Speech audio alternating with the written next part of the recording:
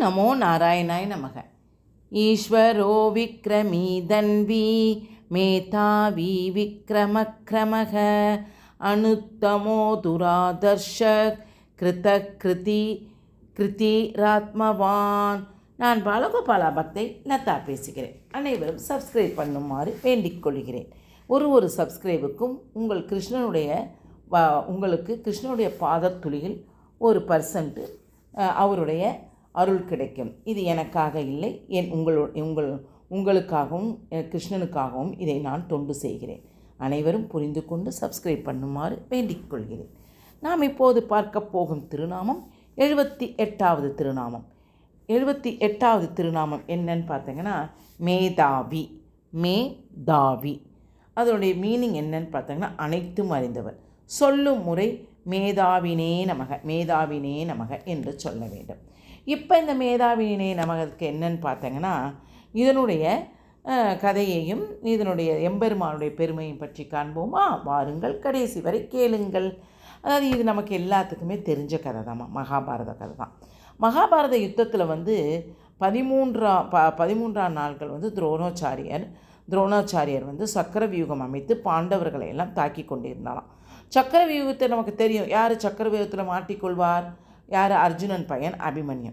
அவன் என்னன்னு சொன்னா, அந்த சக்கர வியூகத்தில் எல்லோரும் மாட்டிக்கிட்டதுனால இந்த சக்கர வியூகத்துக்குள்ளே யாரால் போக முடியும் அப்படின்னு நினச்சி கஷ்டப்படும் போது உடனே அப்போ அர்ஜுனன் மகன் அபிமன்யு என்ன செய்வான்?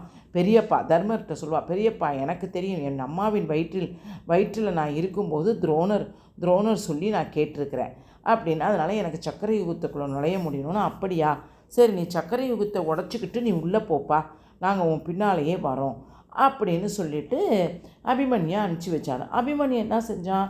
சக்கர யுகத்துக்குள்ளே உள்ளே போயிட்டு எல்லாரும் அவனை எல்லாரும் தாக்குனாங்க. அதுங்காட்டி இங்கே இவன் என்ன செஞ்சார்னா,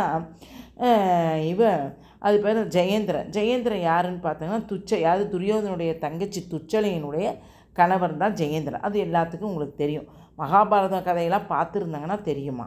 அதனால் அதை கேட்க சொல்கிறேன். இதெல்லாம் ஒவ்வொன்றும் ரொம்ப பீசியஸ்டாக கண்ணுங்களா. அதனால் அபிமன்யு இந்த சக்கர வியூகத்தில் தனியாக போயிட்டு மாட்டிக்கிட்டான். இவங்க என்னன்னா கர்ணன், கிருபாச்சாரியார், துரோணர் எல்லோரும் சேர்ந்து அபிமன்யை சூழ்ந்து எல்லோரும் அவனை ஏன்னா சக்கர வியூகத்துக்குள் நுழைய தான் முடியும், வெளியில் வர தெரியாது.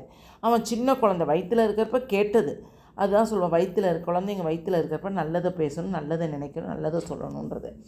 உடனே இவங்க என்ன செஞ்சாங்க, இதை புரிஞ்சுக்கிட்டு ஜெயேந்திரன் அபிமன்யை கொன்னுட்டான்.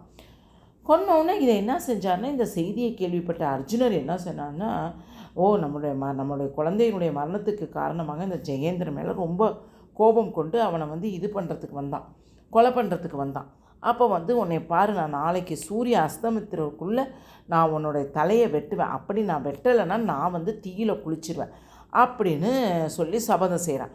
இந்த செய்தியை கேட்ட துரியோதனும் சகுனியும் என்ன செஞ்சிட்டாங்க, சகுனியும் துரோணனை அழைச்சி, நீ என்ன செய்யி, நாமவே போர் புரிந்த அர்ஜுனனை கொல்வது, நம்மளாம் போர் புரிந்து அர்ஜுனனை கொல்வதுன்றது ரொம்ப கஷ்டம்ப்பா.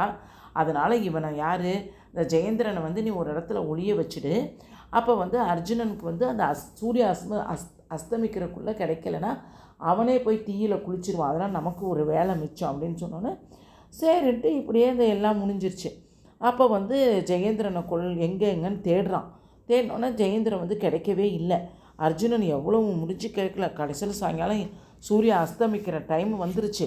கண்ணா, நான் என்ன செய்வேன், எனக்கு இப்படி எனக்கு ஆயிடுச்சு, நான் என்ன செய்வேன், அதெல்லாம் எனக்கு தெரியும். கண்ணை சிரிச்சுட்டே சொல்லுவேன், எனக்கு அதெல்லாம் தெரியாதுப்பா, சூரிய அஸ்தமிச்சிருச்சு, நீ உனக்கு பாரு இந்த அக்னி குழியெலாம் வெட்டி வச்சுருக்க, நீ போய் அதில் விழுந்து செத்து போயிடு அப்படின்னு, நீ பிரவேசம் செய், செத்து போயிடுன்னு சொல்லக்கூடாது, பிரவேசம் செய் அப்படின்னு சொல்லிட்டு கண்ணன் மனசுக்குள்ளேயே சிரிச்சுக்கிட்டு, ஏன்னா கண்ணன் அதான் சொல்ல, கடவுளை நம்ம பிடிச்சிக்கிட்டோம்னா நம்மளுக்கு கடவுள் நல்லது செய்வார்.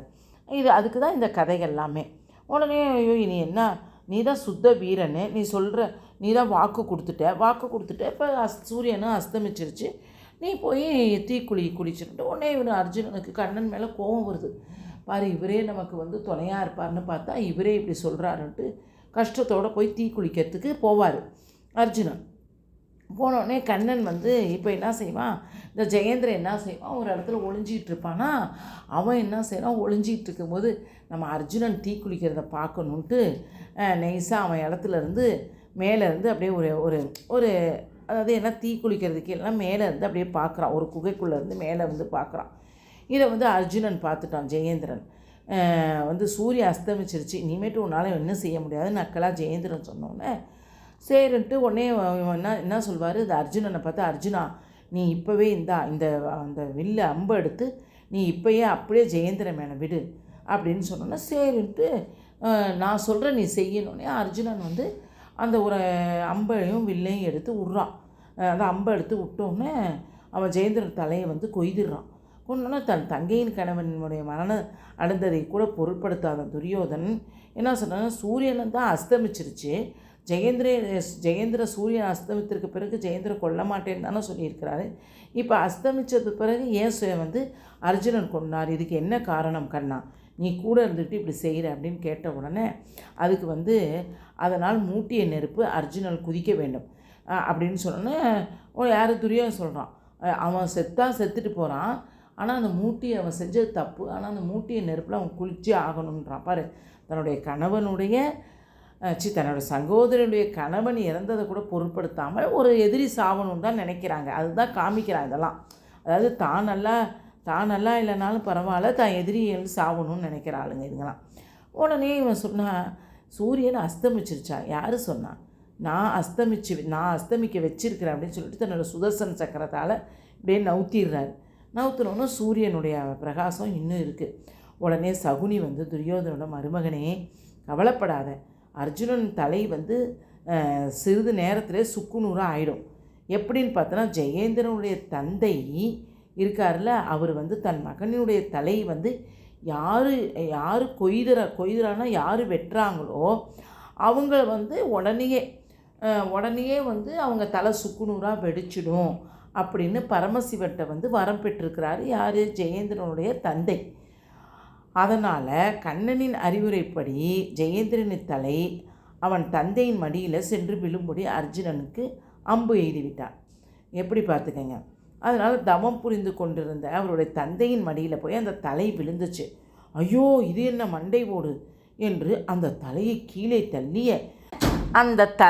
கீழே தள்ளினான் அவருடைய தந்தை. அதை தள்ளின உடனே அவருடைய தலை வந்து சுக்குநூறாக அப்படியே சதுரிடுச்சான். இந்த செய்தியை கேள்விப்பட்ட என்ன செஞ்சான்னா, மேலும் ஏமாற்றம் அடைந்த துரியோதனன் அப்போது அஸ்வத்தாமன், துரியோதனா நீ எத்தனை திட்டங்கள் தீட்டினாலும் அர்ஜுனனை யாரும் கொல்ல முடியாது. ஏனாம் அனைத்தும் அறிந்த எல்லா சகல வல்லமும் புரிந்த கண்ணன் அவருடன் இருக்கிறார். யார், அர்ஜுனனுடன் இருக்கிறார். அதனால் உன் மனசில் நீ என்ன திட்டம் தீட்டினாலும் எதை நினைத்தாலும் அவற்றை எல்லாம் கண்ணன் அறிந்து கொண்டு விடுவான் என்று யார், அவன் வந்து அஸ்வத்தாமன் வந்து துரியோதனன்கிட்ட சொன்னான். உடனே இவ்வாறு அனைவருடைய உள்ளங்களில் இருக்கும் அனைத்தையும் அறிய வல்லவராக விளங்குவதால் திருமால் மேதாவி என்று அழைக்கப்படுகிறார். அதுவே விஷ்ணு சகஸ்ரநாமத்தில் 75வது திருநாமமாக அமைந்துள்ளது. மேதாவி நமக என்று தினமும் சொல்லி வரும் அன்பர்களுக்கு என்ன செய்கிறாரு, நல்ல அறிவை திருமால் தருகிறார். ஓகேவா? எதுக்கு சொல்கிறாங்கன்னா பார்த்துக்கங்க. அதனால தான் சொல்கிறது, கடவுளை நாம் பிடித்து காலடியை பிடித்து விட்டால் அவர் நமக்கு கடைசி வரையும் நம்மளை என்னதான் கஷ்டம் கர்மாவால் நம்ம கஷ்டம் அனுபவிச்சா கூட அவர் நம்மளையே சுற்றி வருவார். ஏன்னா அந்த குழந்தை நமக்காக நம்மளை நினச்சி வேண்டுது. ஆனால் எதையுமே பலனாக நினச்சி வேண்டாதங்க, அவரை மட்டும் நினைங்க. அவரும் நமக்கு நிச்சயம் நல்லது செய்வார். எல்லாத்துக்கும் விண்ணில் இருப்பது தான் மண்ணில், மண்ணில் இருப்பது தான் விண்ணில். ஓகேவா? பிடித்திருந்தால் லைக் பண்ணவும், ஷேர் பண்ணவும், கமெண்ட் பண்ணவும்.